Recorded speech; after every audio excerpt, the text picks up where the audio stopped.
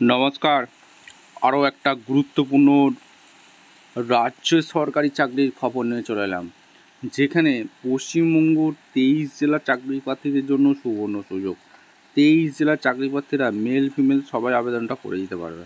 রাজ্যের দমকল বিভাগে কর্মী নিয়োগের বিজ্ঞপ্তি খুব শীঘ্রই প্রকাশিত হতে চলেছে। যোগ্যতা থাকবে মাধ্যমিক পাস। কত তারিখ থেকে আবেদন শুরু হবে? 1300 কর্মী নিয়োগ চালু হবে। 23 জেলার সবাই ফর্ম ফিল আপ শুরু হচ্ছে শীঘ্রই। কীভাবে আবেদনটা করবে, তো এলিজিবিলিটি ক্রাইটেরিয়া কী আছে, সিলেকশান প্রসেস কী আছে, একটু যেটা এই প্রতিবেদনে বলে দেবো। অবশ্যই কী করতে হবে, তার জন্য ভিডিওটা মনোযোগ দিয়ে দেখতে হবে, জানতে হবে, বুঝতে হবে, এবং আমাদের চ্যানেলে ফার্স্ট টাইম থাকলে চ্যানেলটাকে তাড়াতাড়ি সাবস্ক্রাইব করে বেল আইকনটা টিপে রাখতে হবে লেটেস্ট নতুন নতুন নোটিফিকেশান পাওয়ার জন্য। একদম স্টেপ টু স্টেপ দেখাচ্ছি, ভিডিওটা মনোযোগ দিয়ে দেখতে থাকো। ওবিসি মামলার নিষ্পত্তি হলেই দমকলে নিয়োগ হবে প্রচুর কর্মী, ঘোষণা করলেন মন্ত্রী।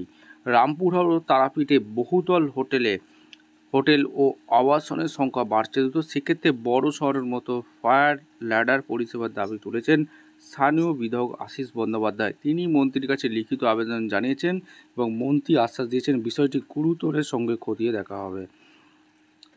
রাজ্যের দমকল বিভাগে দীর্ঘদিন চলা কর্মী সংকট কাটাতে এবং বড়সড় পদক্ষেপের ইঙ্গিত দিলেন দমকল মন্ত্রী, যা চাকরি প্রার্থীদের জন্য খুলে দিতে চলেছে বড় সুযোগের দরজা। সোমবার বীরভূম রামপুরহাট তিনি জানালেন, আদালত ওবিসি সংরক্ষণ সংক্রান্ত মামলা নিষ্পত্তি হলেই একসঙ্গে 1000-এরও বেশি কর্মী নিয়োগ করা হবে। মন্ত্রী জানান, মোট 1300 জন কর্মী নিয়োগ করা হবে। এর মধ্যে 1000 জন ফায়ার অপারেটর এবং 300 চালক পদে নিয়োগের পরিকল্পনা রয়েছে।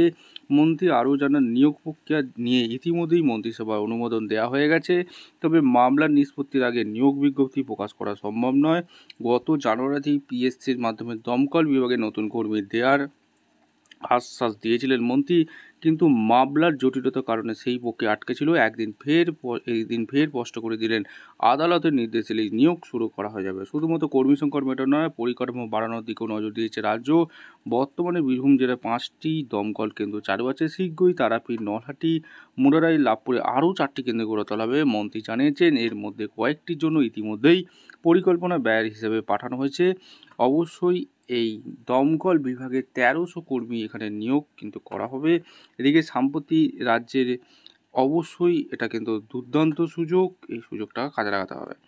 নিয়োগ বিজ্ঞপ্তি প্রকাশিত হয়ে গেলেই এই প্রতিবেদনের সবার আগে প্রথমে দেওয়া হবে। অবশ্যই তার জন্য চ্যানেলটাকে সাবস্ক্রাইব করে বেল আইকনটা টিপে রাখতে হবে লেটেস্ট নতুন নতুন নোটিফিকেশান পাওয়ার জন্য। ভিডিওটা দেখার জন্য অসংখ্য ধন্যবাদ।